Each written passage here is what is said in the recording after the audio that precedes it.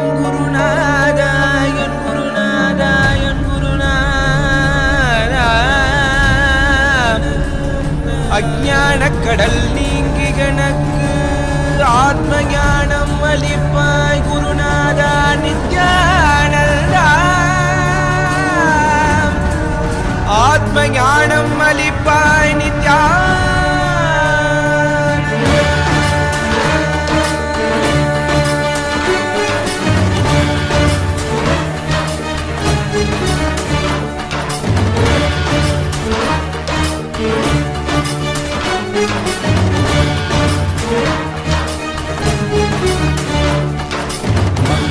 கொண்டு கங்கை முடிக்கொண்டு நர்த்தனம் புரியும் ஈசனே சுடலை பொடி பூசி புடுக்கை தனை ஏந்தும் காலனே புடி தோலனே மீனி பிடிகால் உள்ள முறைகின்ற மதுரை மாநகரின் ராசனே இன்னல்களை கலைந்து இன்பங்களை அளிக்கும் சுந்தர வடமணி நேசனே ஞாயிறு திங்கள் நித்த முறைகின்ற செவ்விழி கொண்ட செல்வனே சொக்கனே எந்த சோமனே ஐயா சோதி வடிவான ரூபனே அடிமொழி காணா மலையே அகிலமும் போற்றிடும் ஐயனே நாகாபரணனே நால்வர் போற்றிட நயமுடனாடிடும் நாதனே ஆழகாலம் உண்டு ஆழம் காடுதனில் ஆனந்த நடமிடும் ஆதி செய்வனே மங்கையிடம் கொண்டு கங்கை முடி கொண்டு நர்த்தனம் புரியும் ஈசனே சுடலை முடி பூசி உடுகை ஏது காலனே புலி தோலனே மீனின் விழிகால் உள்ள முறைகின்ற மதுரை மாநகரின் ராசனே இன்னல்களை கலைந்து இன்பங்களை அளிக்கும் சுந்தர வடமணி நேசனே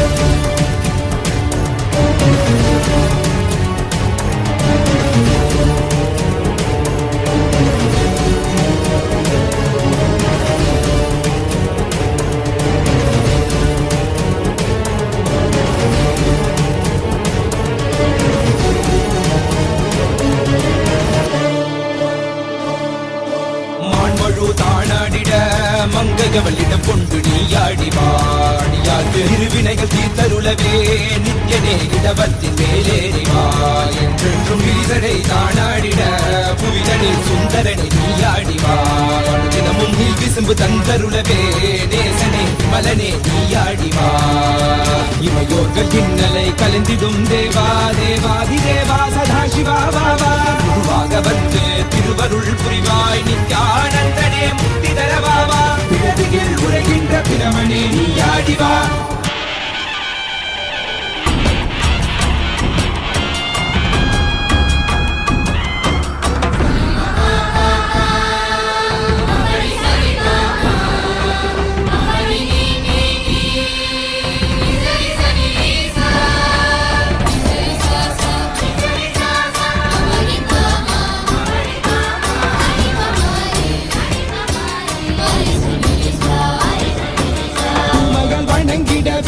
காட்சியில் மண்ணாய் உரைபவனே அப்பாய் காட்சி தரும் எங்கள் ஆணை காவலசே ஆதிகந்தமிழாத ஜோதியாய் அருணகிரி உரைநாதனே உலகைய கிடும் வாயு வடிவே காலகத்தி ஈசனே தொழுதிடத்தில்லை நகர்தனில் வானில் ஆடும் கூத்தனே பஞ்சபூதமும் நித்தம் பணியும் பரமனே பரமேசனே நித்யரசித நித்ய வைபவ குப்த கைலை வாசனே ஈசனே சர்வேசனே பரமேசனே ஜெகதீசனே நித்யனே ஆனந்தனே என் ஜீவனே குரு தேவனே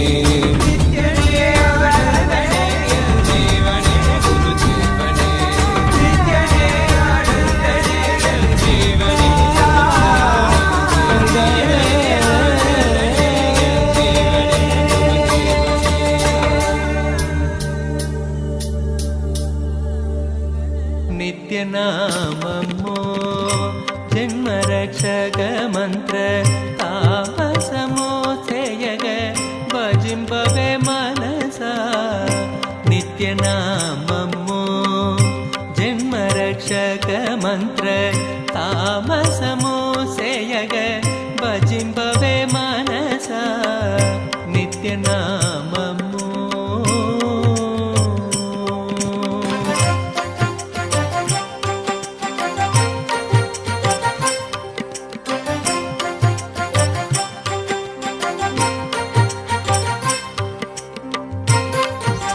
through all of which you can ask your prayers and boons to the most auspicious forms of Paramashiva as Bhagavan Gangadhara Murti and Brahmavid Murti. So the first platform in which you can ask is YouTube. Please head to SPH Nithyananda official YouTube channel, and you can go to the topmost live stream there. And in the live stream, don't forget to like and share. And you can post your boons, prayers, requests as a comment in the live stream. The next platform that all of us can ask is WhatsApp. Even in WhatsApp, you can ask your prayers, boons, and blessing requests.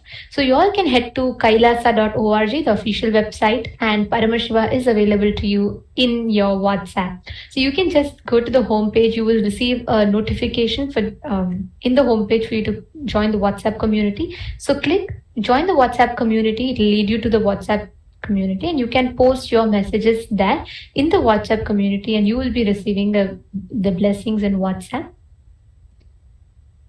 The next platform is X or Twitter. So on Twitter, the official Twitter handle is @Sri_Nithyananda. That's the username. Kailasa's SPH Nithyananda Paramashivam, and you can go to that Twitter handle. Go to the topmost pinned tweet in that Twitter handle, and you can reply to that pinned tweet with the hashtag #AskTheAvatar, and you can post all your prayers and requests to Swamiji. So please make sure you go and reply to the topmost pinned tweet, and make sure you use the hashtag #AskTheAvatar. And the next handle is Instagram. Head to Instagram and go to instagram.com/Sri Nithyananda. This is the username, the official handle. Kailasa's SPH Nithyananda is the official Instagram handle of Swamiji. So click the profile icon over there. You will see the live notification, and head to the live video. And in the live video, under the comment section, you can post your prayers and boon requests directly to Paramashiva. And the next handle is Facebook. Head to Kailasa's SPH JGM Nithyananda Paramashivam Facebook page, and in that Facebook page, head to the live video, right under which in the comment section you can post your prayers and the boons that you want to receive blessings for. And make sure to like and share the video. With this, you can post on all of these 6 platforms as well as on the Zoom rooms. Please make sure you're posting on all these platforms so that in whichever Bhagavan's eyes fall, your prayers can immediately get blessed. Each of you can post your prayers and requests on all of these platforms. And Swamiji, as Gangadhara Murti and Ganga Visarjana Murti, is making himself available to all of us. Ask all your prayers, boons, and requests. Receive direct blessings from Swamiji himself. Let us all now continue beholding this most auspicious and powerful darshan.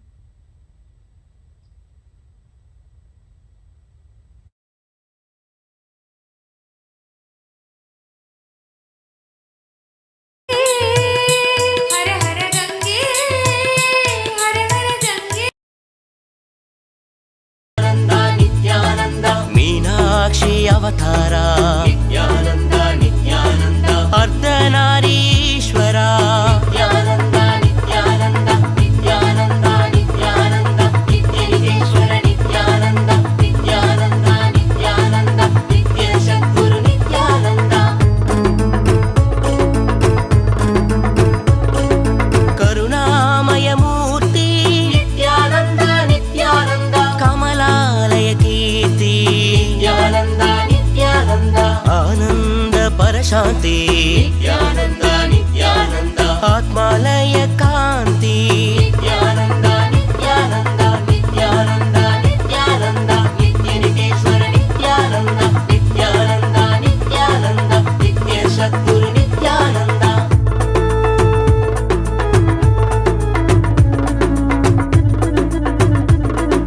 Harihar सागर नित्यानंद अमृत शेखर नित्यानंद द्वैता त्रिगुणातीता नित्यानंद नित्यानंद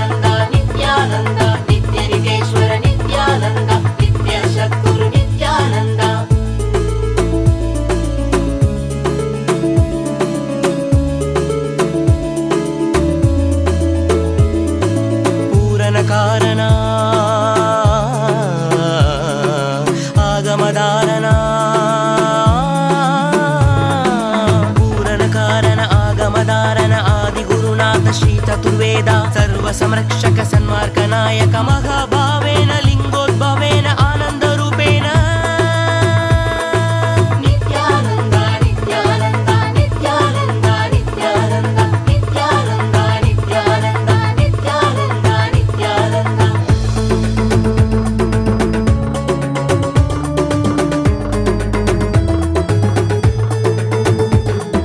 त्यागराजशा नित्यानन्द नित्यानन्द नित्यनितेश्वर नित्यानन्द योगरूपेशा नित्यानन्द नित्यानन्द नित्यनितेश्वर नित्यानन्द जीव जीवेशा Nityanand Nityanand नित्यनितेश्वर Nityanand ज्ञानदेवेशा Nityanand Nityanand नित्यनितेश्वर Nityanand नित्यसद्गुरु Nityanand Nityanand Nityanand नित्यनितेश्वर Nityanand नित्यसद्गुरु Nityanand Nityanand Nityanand नित्यनितेश्वर Nityanand नित्यसद्गुरु Nityanand Nityanand Nityanand नित्यनितेश्वर Nityanand नित्यसद्गुरु Nityanand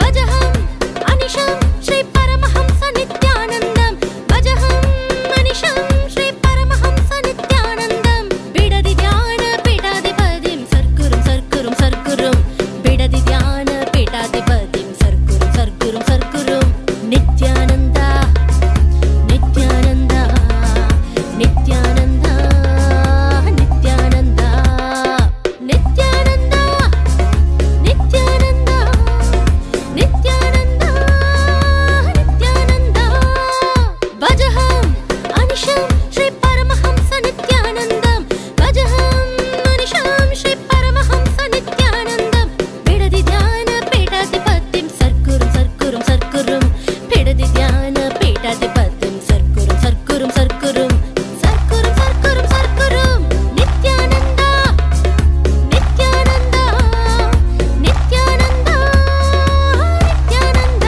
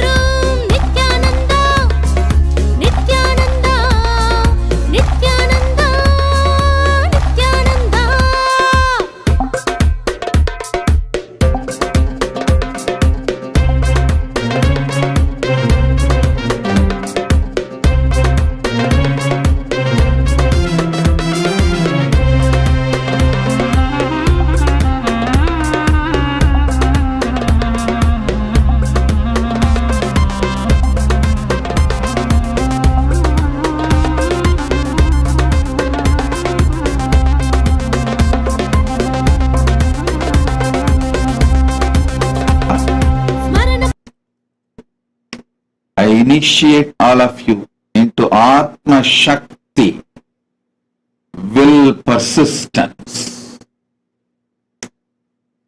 conscious sovereignty, Swatma Swatantra, conscious sovereignty. Now, I'll awaken the conscious possibilities in all of you and manifest the power of super determinism now. Sit now. Through all your three eyes, look into my three eyes. I'll initiate all of you into super determinism. Om, Om, Om.